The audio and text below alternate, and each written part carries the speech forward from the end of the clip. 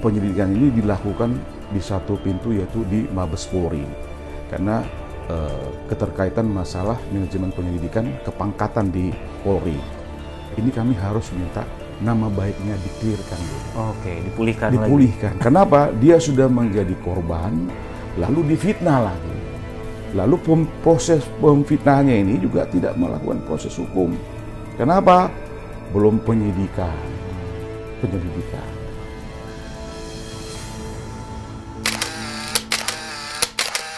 Oke, Assalamualaikum warahmatullahi wabarakatuh. Salam sejahtera dan salam kebajikan untuk kita semua. Sahabat JSLG sekalian dimanapun Anda berada, balik lagi bersama kami di program Nalar Hukum dari Jimli School, YouTube Jimli School of Law and Government. Jangan bilang melek hukum sebelum nalar hukum. Oke, sahabat JSLG sekalian, senang sekali rasanya saya di sini kembali menemani sahabat JSLG sekalian kurang lebih 30 menit ke depan lah ya, Pak, dalam pembicaraan kasus yang lagi hot nih dan kasus yang lagi trending. Sudah hampir sebulan kasus ini bergulir dan cukup menghebohkan di kalangan masyarakat. Dan kali ini kita kedatangan tamu spesial, sahabat JSLG sekalian. Beliau merupakan salah satu merupakan kuasa dari Marga Huta Barat ya, Pak, ya? Atau Huta Barat Lawyers. Ya. Pak Haris Huta Barat, SHMH, dan beliau cukup mengikuti perkembangan kasus ini, dan nanti coba kita wawancara lebih dalam bersama beliau. Dan sahabat JSLG sekalian, sebelum saya mulai nalar hukum kita pada kesempatan kali ini, sekali lagi saya mengingatkan, jangan lupa untuk subscribe, like, dan komen. Khususnya komen, nggak apa-apa, mau pro atau kontra ya, Pak, terkait pembahasan kita kali ini. Serta bisa di-share ke jaringan sahabat JSLG sekalian. Selamat sore Pak Haris, apa kabar sore, Pak? Mas. Sehat. Alhamdulillah, kita sudah kedatangan tamu spesial yang padahal waktunya beliau sangat sibuk nih dalam hal mengawal kasus ini. Cuman alhamdulillah beliau bersedia untuk hadir di channel kita kali ini.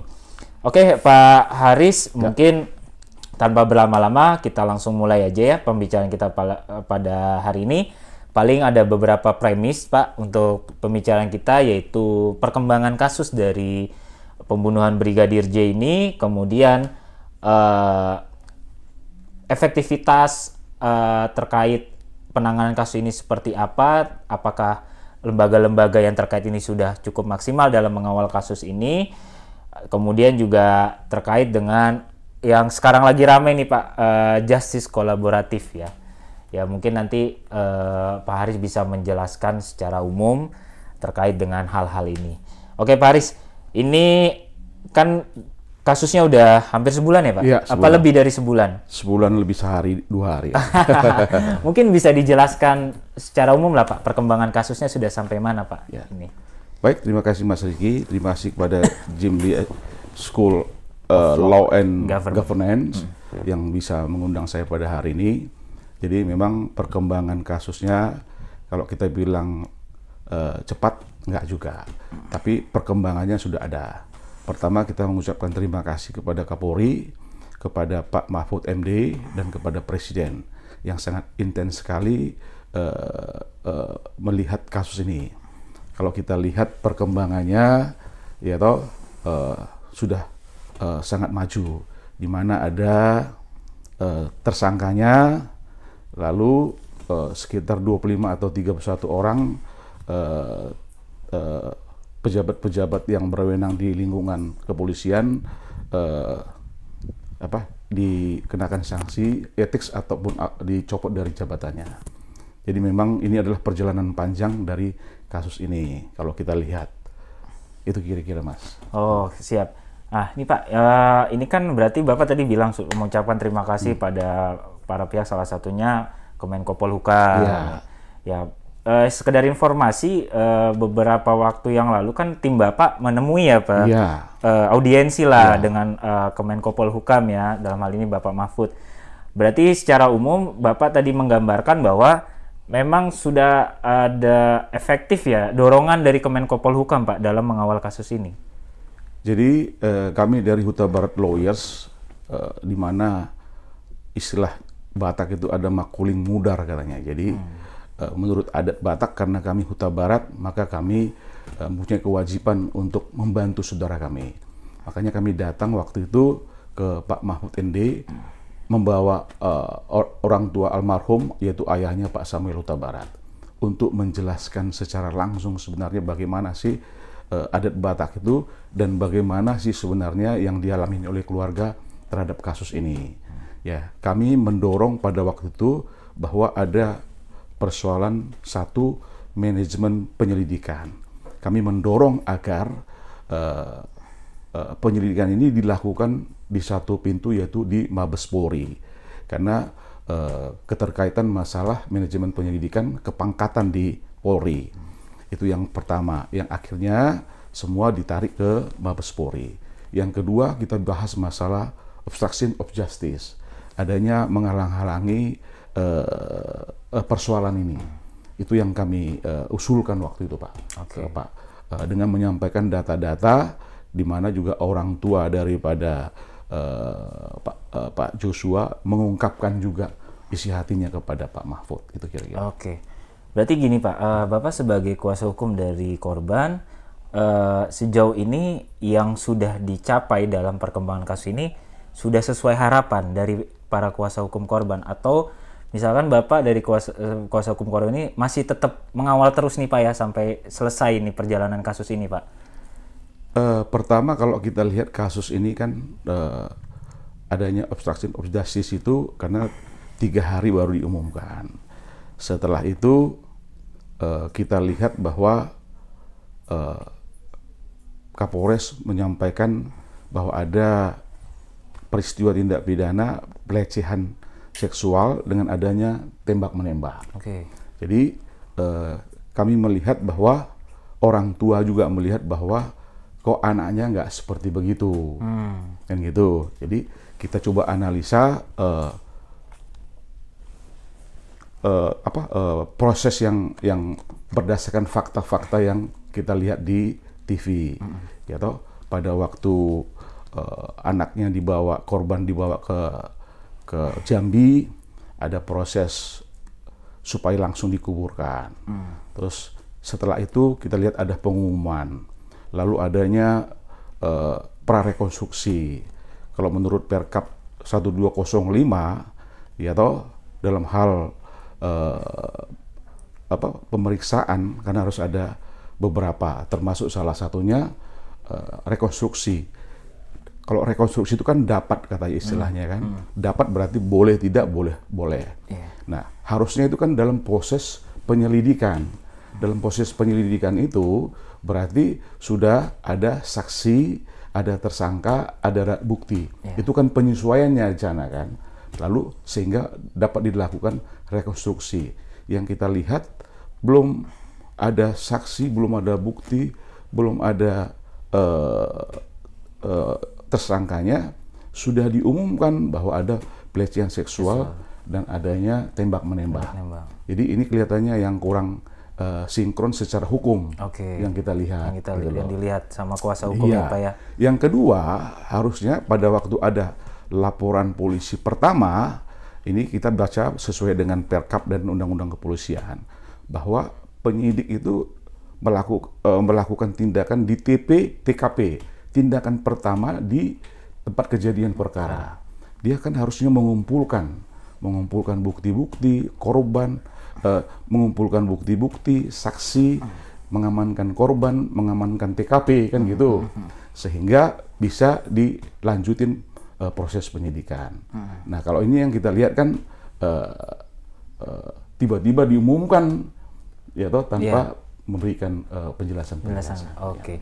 Berarti yang secara umum banyak yang berarti Bapak bilang itu ada memang beberapa ketidaksesuaian, ya, Pak, dalam penanganan kasus ini sesuai dari kacamata penegakan hukum, gitu, yang tentunya ini terus dikawal, ya, Pak, sama kuasa hukum, ya, Pak, ya. Terus dikawal. Kemudian juga terkait dengan alat-alat bukti yang baru ditemukan seperti CCTV itu terus dikawal sama kuasa hukum, ya, korban, ya, untuk menegakkan kebenaran lah, ya, Pak, ya, terkait dengan hal ini. Nah, Pak, Ini kan yang lagi rame juga Pak terkait kolaboratif justice Pak, Ya. yang diungkapkan Brigadir RE ya kalau nggak salah, R atau E. Brigadir ya? E. Brigadir E. Nah ini apakah kuasa hukum menjangkau sampai ke sana atau memang itu bukan wilayahnya kuasa hukum korban Pak? Atau dari kuasa hukum korban mungkin minta karena ada kolaboratif justice yang menemukan titik terang terhadap kasus ini, apakah ada upaya dari kuasa hukum untuk meminta atensi, untuk meminta memberikan atensi perlindungan terhadap kolaboratif justice ini, atau memang itu bukan wilayah Bapak? Jadi semua masyarakat Indonesia dengan adanya gerakan 1000 lilin di Tarutung, 1000 lilin di Jakarta, dan ada 3000 dan semua atensi dan beberapa yang kita lihat memberikan karangmula, itu menunjukkan bahwa masyarakat seluruh Indonesia pengen persoalan ini harus terang dan jelas. Oke. Kan gitu. Yeah. Terang dan jelas itu bagaimana? Tentu harus mengikuti aturan semua, mengikuti undang-undang kepolisian, mengikuti KUHP, mengikuti Perkap, kan gitu dalam proses penyidikan. Termasuk masalah Brigadir E. Karena dia mengatakan, pengacaranya mengatakan, setelah lepas dari pengacara pertama yang mengatakan bahwa Brigadir E adalah pahlawan, sekarang ganti pengacaranya yang mengatakan bahwa tidak ada tembak-menembak, tidak ada pelecehan, dan hal ini kan menjadi kontradiktif. Dan pengacara E yang baru mengatakan bahwa memang benar dia melakukan, gitu. Nah, kita sebagai orang hukum bisa melihat bahwa pantas dia jadi justice kolaboratif. Pertama kan dia mengaku melakukan tindakan melakukan kan? Betul. Yang kedua, kalau dia melakukan berarti tinggal dia menjelaskan kan gitu kepada penuntut nanti, kepada polisi kan gitu sebagai justice kolaborasi. Saya pikir supaya membuat terang persoalan ini, ya kalau dia mau jadi justice kolaborasi, ya kita doakan supaya dia sehat selalu, ya toh, bisa memberikan penjelasan yang sejelas-jelasnya, baik di polisi maupun nanti di kejaksaan maupun nanti di pengadilan. Berarti sejauh ini dari tim kuasa hukum korban belum ada langsung untuk karena dia merupakan salah satu justice kolaboratif yang salah satu yang mengungkap ya, maksudnya menemui titik terangnya kan dari pengakuan itu kan. Berarti belum ada kontak secara khusus nih Pak antara kuasa hukum dengan Brigadir E ini Pak? Belum ya Pak? Cuma berdasarkan fakta hukum yang disampaikan oleh pengacaranya di televisi bahwa dia sudah mengatakan tidak ada tembak-menembak dan pelecehan dia tidak melihat, ya toh, dan dia mengakui melakukan, ya kan, syarat-syarat sesuai dengan surat edaran Mahkamah Agung untuk menjadi justice kolaborasi, menurut kita sih terpenuhi. Kita doakanlah dia supaya sehat, ya toh, bisa menjadi justice kolaborasi kan gitu. Gitu kira-kira. Pak, mungkin sedikit nih Pak, kan di berita juga kan sudah ada 31 polisi ya Pak yang dinonaktifkan atau dimutasi Pak?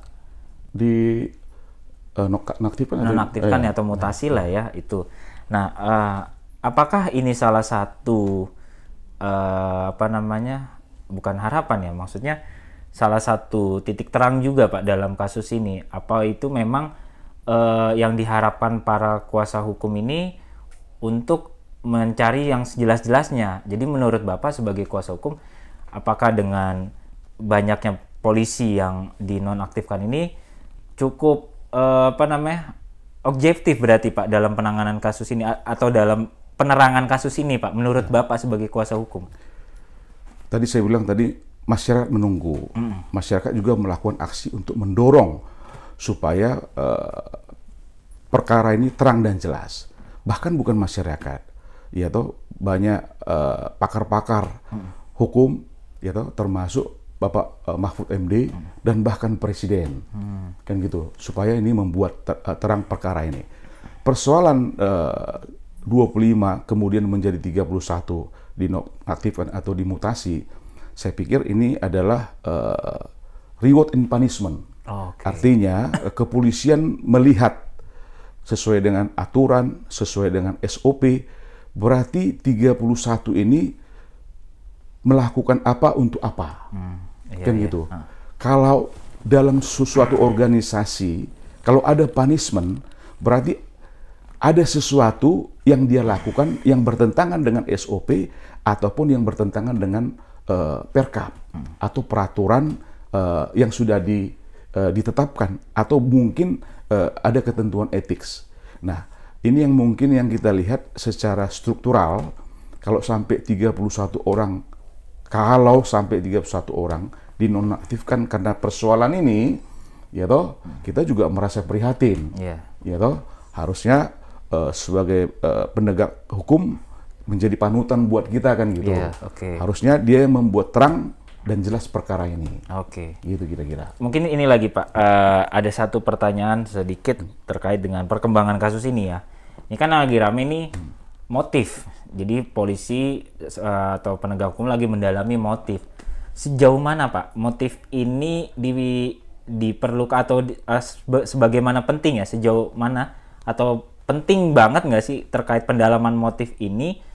Atau substansi hukumnya dulu nih yang digali. Misalkan kan katanya kan lagi mendalami nih Pak motifnya. Menurut kuasa hukum, apakah terus aja penegak hukum ini mendalami kronologi secara utuh, atau memang harus motifnya dulu Pak yang didalami? Dari segi kuasa hukum seperti apa Pak? Dengan penetapannya tersangka, kita tidak bicara orang ya. Dengan pasal 340, 338 dan junto seterusnya. Berarti secara hukum kita baca unsur-unsurnya telah memenuhi. Karena barang siapa kan gitu. Kalau barang siapa berarti harus diniat niatnya. Kan gitu. Kalau niatnya memang ada niat jahat, ya toh, tinggal diuraikan nanti, kan gitu. Kalau motifnya tentu harus digali, yaitu sehingga dikenakannya pasal 340 itu, ini kan unsur-unsurnya ini kan suatu hal yang tidak bisa terpisahkan, kan gitu. Karena tindak pidana kan material kan, perbuatan kan gitu. Perbuatan itu digerakkan oleh karena apa? Karena ada motif. Jadi sebenarnya ini yang harus digali juga oleh penyidik, ya toh. Kenapa 340, ya toh, apa perbuatannya itu digerakkan karena motif apa, kan gitu. Karena kalau tanpa ada motif, maka perbuatan itu tidak ada pelanggaran kan gitu. Betul. Gitu kira-kira. Berarti tadi Pak Haris sudah menyatakan motif ini sangat penting untuk segera digali lebih jauh, karena nanti berkaitan dengan unsur-unsur yang telah disebutkan pengenaan pasalnya ya Pak ya. Nanti terkaitan dengan pengenaan pasal yang disangkakan, sahabat JSLG sekalian. Pak, terakhir Pak, harapan Pak Haris beserta dan tim kuasa hukum lainnya beserta keluarga korban Pak, kedepannya dalam penegakan kasus ini apa Pak? Yang mungkin bisa disampaikan ke sahabat JSLG, dan mungkin mudah-mudahan ya ada dari para penegak hukum ada yang menonton tayangan ini Pak. Gimana Pak? Orang tua khususnya keluarga almarhum Joshua ini kan sudah kemalangan, sudah tertimpa masalah. Jadi sangat sedih rasanya kalau sampai lagi dibuat stigma bahwa dia melakukan pelecehan seksual. Ya toh, adik kami ini adalah orang yang pintar, orang yang sangat sopan. Ya toh, kami tidak bisa juga mendahului mengatakan bahwa dia tidak melakukan. Tapi dengan pengakuan daripada Brigadir E yang mengatakan bahwa tidak ada tembak-menembak, dia tidak melihat ada pelecehan seksual. Ini kami harus minta nama baiknya di-clearkan dulu. Dipulihkan. Kenapa? Dia sudah menjadi korban, lalu difitnah lagi. Lalu proses pemfitnahnya ini juga tidak melakukan proses hukum. Kenapa? Belum penyelidikan, belum lagi proses putusan pengadilan bahwa dia menyatakan bersalah. Oke. Ini yang sangat berat yang dialamin karena sudah diumbarkan oleh pejabat yang berwenang, itu kepolisian, Kapolres itu kan pejabat yang ditunjuk oleh negara, toh. Jadi omongannya itu kan menjadi seperti undang-undang, yang gitu. Jadi sudah diumumkan di masyarakat, ini yang menjadi persoalan bagi keluarga. Padahal belum terbukti sama sekali, kan gitu. Jadi harapan kami supaya perkara persoalan ini dibuka secara terang benderang, seperti yang diamanahkan oleh undang-undang bahwa polisi ini kan pengayom masyarakat, milik masyarakat, dan juga sudah diperintahkan undang-undang untuk menjalankan undang-undang, kan gitu. Yang kedua, kami juga berterima kasih kepada Pak Mahfud MD yang sudah tetap on the track mengawal, dan juga terima kasih kepada Pak Presiden Jokowi yang sudah hampir 4 kali memberikan penekanan agar kasus ini dibuka sejujur-jujurnya. Jadi atensi inilah menjadi bekal buat kami pengacara keluarga untuk mendorong supaya ini dibuka terang benderang. Yang kedua, semua saksi-saksi supaya tetap dijaga keamanannya. Itu barangkali Mas Rizky. Menarik sekali ya sahabat JSLG terkait pembahasan kita pada kali ini terkait perkembangan kasus dari almarhum Brigadir J. Tadi sudah kita ngobrol panjang lebar dengan Bapak Haris selaku kuasa hukum dari almarhum Brigadir J. Keluarga Brigadir J, dan banyak banget nih yang mungkin informasi yang disampaikan Pak Haris ini juga untuk pengetahuan atau edukasi hukum lah kepada sahabat JSLG sekalian, dan juga memang harapan dari keluarga ini juga mungkin kalau ada pemerintah atau penegak hukum yang nonton bisa diatensi lah permintaan atau harapan dari Pak Haris dan keluarga korban itu sendiri. Ya, terima kasih banyak Pak Haris atas Mas. Waktunya Pak. Ya, terima kasih Pak. Terima kasih sehat selalu Pak. Semoga dalam mengawal kasus ini Bapak selalu sehat dan diberikan kekuatan untuk bisa sampai terang benderang kasus ini dan bisa sampai tingkatan putusan terakhir ya Pak ya. Siap. Mudah-mudahan Bapak dan tim selalu diberikan kesehatan serta juga amal yang besar ya Pak dalam mengawal kasus ini Pak. Jadi ladang ibadah lah Pak ya. Oke, sahabat JSLG sekalian, demikian program Nalar Hukum kita pada kesempatan kali ini, dan semoga pembahasan kita kali ini dapat bermanfaat bagi sahabat JSLG semua. Sekali lagi saya mengingatkan, jangan lupa subscribe, like, komen, khususnya komen. Kalau mau yang komen pro atau kontra silahkan, serta share ke jaringan sahabat JSLG sekalian. Sekali lagi, saya mengucapkan banyak terima kasih atas waktu dan kesempatannya. Jangan bilang melek hukum sebelum nalar hukum. Assalamualaikum warahmatullahi wabarakatuh.